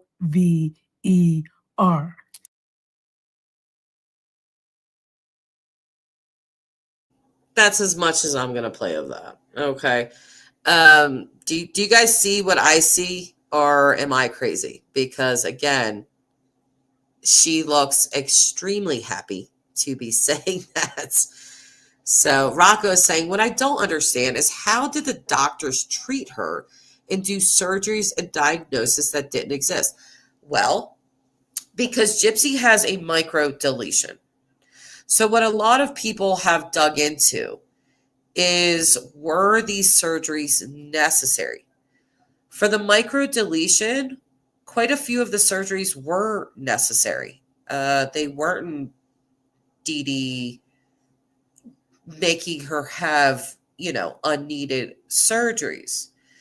But there still was abuse going on because the micro deletion in and of itself wasn't really enough to get the public's attention that, oh my God, this child's so sickly. She wasn't super sickly. She had a micro deletion.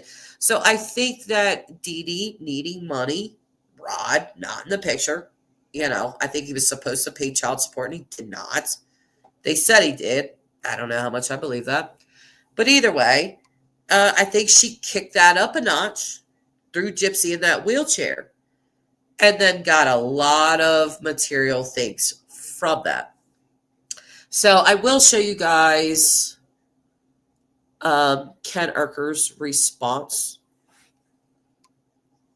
to what Flawless Nina has said. He responded to Sir Morbid on Discord. And let me find it right here. Yep. All right. So hang on a sec. I'll show this to you guys. And let me take that down. Well, exactly, Mary. She is damaged. What happened to for better or worse in sickness and in health? You want my honest opinion? I think that Gypsy settled for Ryan because Ken left her. I think Ryan was stable. He's a teacher. There was all these good things about him. I think that Gypsy, from the things that she has said, I think that she did love that Ryan was so loving to her, but physical attraction, she spoke on this and said the emotional connection was there. And I thought that the physical attraction would come along, but it just never did. So, I mean, that is what it is. But I don't think that she was ever physically attracted to Ryan, unfortunately. So here is the response that Ken gave to Sir Morbid. This was on Discord. So Sir Morbid says, now he's talking about Parker, who is Ken's dog. I guess Ken's dog had got out of the gate and was missing for a day or so, or however long. But Sir Morbid is starting out saying that's good news because Parker was found. That's good news because I grew up with dogs all of my life, and I know how devastating that could be. There are family members so happy to hear about Parker. Then he says, I got to ask, anything you want to say about the breakup, or you and Gypsy are just together due to being under contract with Lifetime, or keeping it out of the public eye for the safety of your unborn child? If you have any comment you'd like me to share on tonight's live to clarify the rumors, etc. So Ken responded to him and said, we have not broken up, LOL. I've seen that theory, and no, we aren't contractually obligated to appear together. The show follows us and our life. It doesn't lead us or control us. Think about last season. Did they force her and her ex to film after they separated? Nope. So that really doesn't make any sense. He says, I just chalk it up to creators needing to crap out a video once in a while for views and relevancy with baseless claims. Nothing I'm not used to at this point. So that was his statement to Sir Morbid about the breaking up. Christy Blanchard has also came out and said that it is completely untrue, that they have not broken up.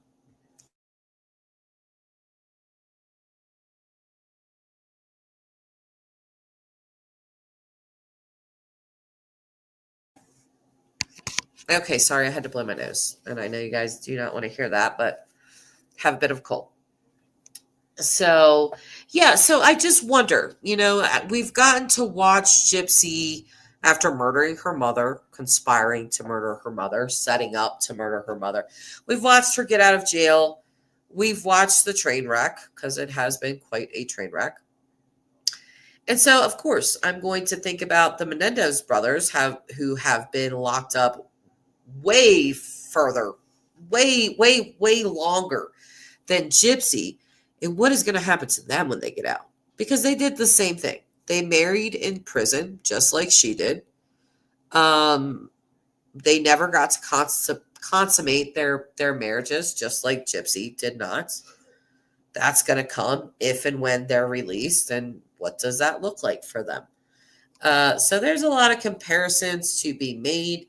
Even though the Menendez brothers are a good, 20 years older than Gypsy and have served a lot more time than her, they often take accountability for their crime. Gypsy, I don't think Gypsy has quite got there. She likes to say to people, yes, I was a part of my mother's murder, but I didn't do the actual act of stabbing her. So she doesn't identify as a murderer, which, you need to get there, because that is something that you are, Mary is saying she is damaged. Or no. Mary is saying, how long was Gypsy incarcerated? I believe 8 years, maybe a little over 8 years. She got a 10-year sentence. So she served the majority of that. And then she was paroled. So she has, I want to say, until June or July before she's completely off of parole and the case is over. But something that I kind of find a little comical is that some of these creators,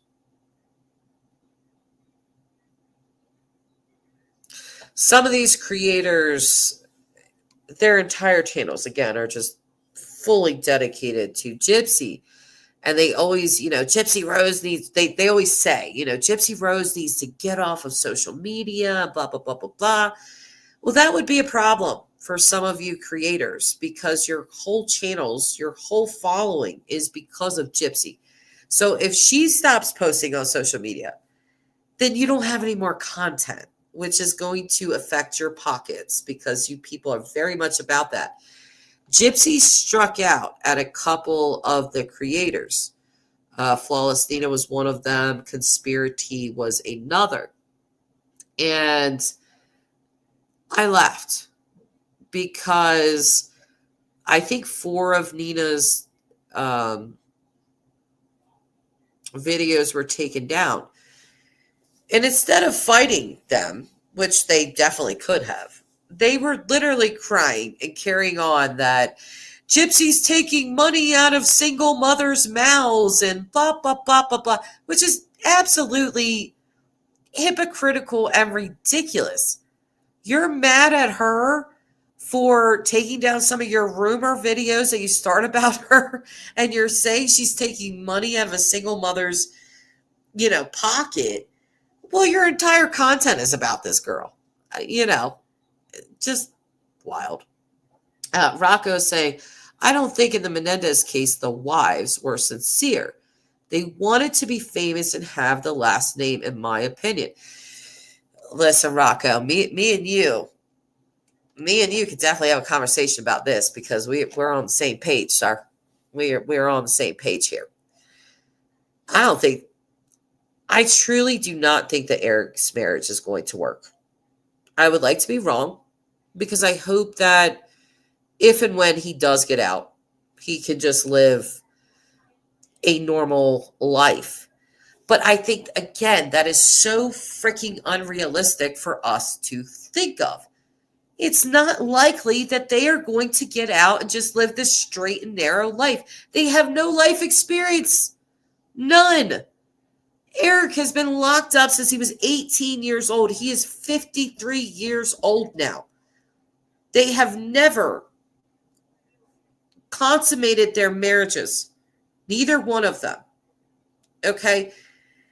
That's a very intimate act. I mean, but you talk about even more benign acts that they have never experienced with their spouses. I've said it before. They've never driven in a car with them. They've never walked down a sidewalk, just held their hand. They especially have never lived with their wives. And we all know that just dating someone and living with someone are two very different things. Okay? So I'm just wondering, is their age going to help them in the way that they're older? You know, Eric is 53, Lyle is 57. Are they going to be at a stage in their life where they're like, you know what, I don't feel like chasing a bunch of tail. I'm just going to live up in this house with my wife and just, you know, live out the rest of my years in peace and in freedom? Or are they going to want to sample some other product, if you know what I'm saying? You know, again, Eric Menendez has very little life experience. He's actually credited Tammy with teaching him how to be a husband. Well, let's be honest. You cannot be a husband in jail. You be a jail husband. But a real husband is present. They live in your house. They fix things for you. They do stuff like that. You know, so you can't teach someone how to be a husband over the phone or through letters. It's really a ridiculous notion, but I think it kind of shows that he's just so naive to this stuff, even at 53 years old. And there's so many women that are trying to throw themselves at Eric Menendez. He's aged like a silver fox. I always say that, but he has. He's aged well, in my opinion. And there are women in their 30s that really want him. He has no biological children of his own. Here is one thing. Mary, I'm going to read your comment in a minute, but I do want to say this specifically about Tammy Menendez and Eric Menendez, okay? Tammy wrote a book, came out in 2005. 2005 was the year that the brothers had exhausted all appeals. Okay, so they never thought they were getting out. They were going to serve the rest of their life in prison. So she comes out with this book all about her and Eric and her life and his life and all of that kind of stuff. Their life together behind prison walls. Something that was very disturbing that she wrote about. She has an older daughter from a previous marriage, okay? And this older daughter was being raped and molested by her husband. Not Eric, clearly, but the husband that she was with. This same husband, and you guys got to think about this, okay? Tammy's husband, I want to say his name was Chuck or Charles. I would have to look it back up, but it's Chuck or Charles. Either way, she ran it by him. She asked him, you know, if it was okay if she wrote Eric Menendez in prison. He was okay with it. Well, I guess he was okay with it because he was sleeping with your daughter. So I'm sure he didn't give a shit who you wrote to, Tammy, right? So she writes to Eric. She finds out about the raping of her daughter by her husband. She does not press any charges, nothing, because she said it stopped. So she decided it was best to just put her daughter into therapy. Her daughter was struggling. You read her book, she was struggling very badly. Nightmares, all types of things, anxiety. She was going through it. And Tammy Menendez did nothing.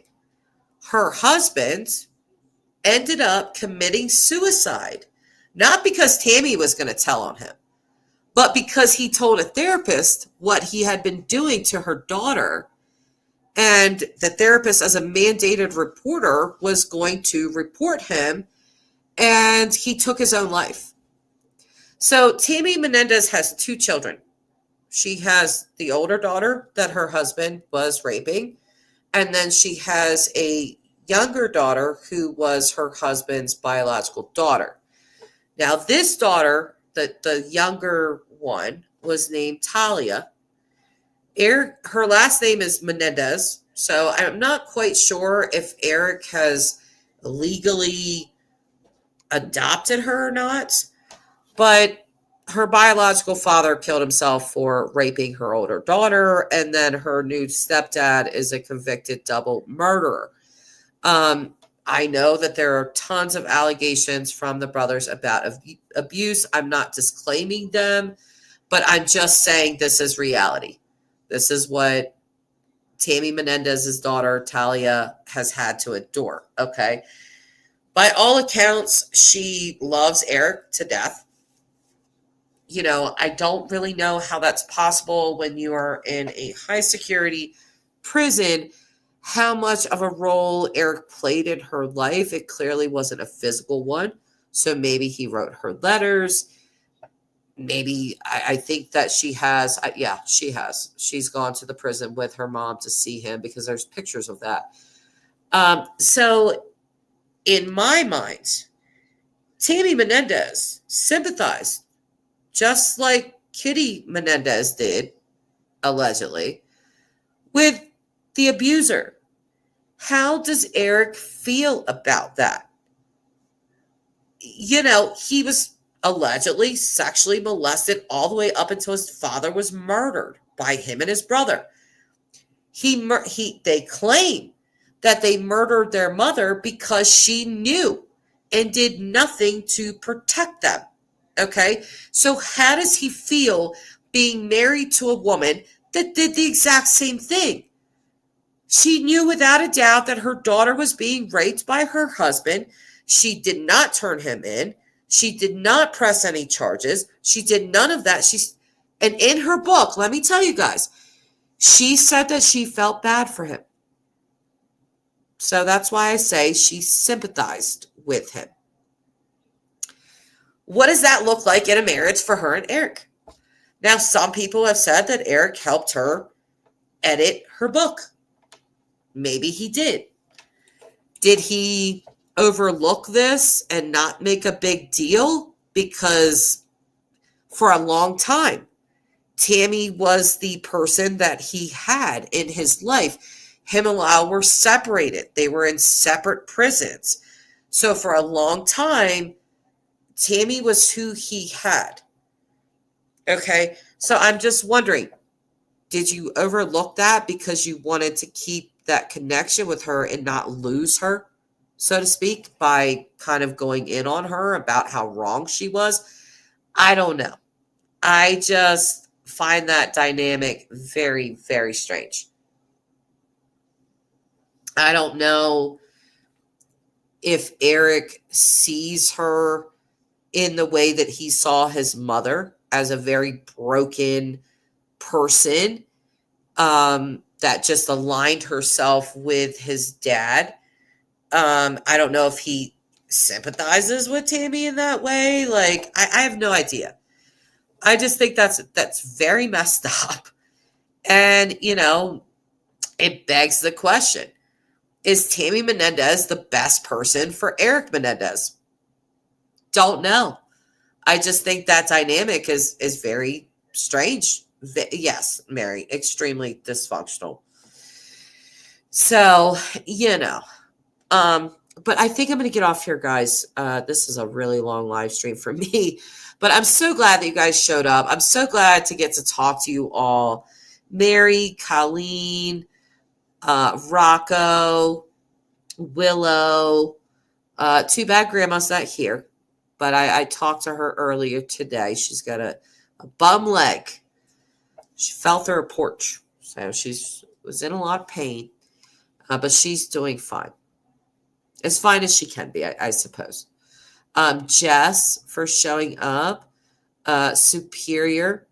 Really appreciate you coming in and asking questions. I think you're going to do well just because you're so curious about it. and you're trying to do the right thing. So hit me up. If you want to go live together and discuss some topics, I would love to do it. Rocco, I would love to do that with you. You always have such good opinions.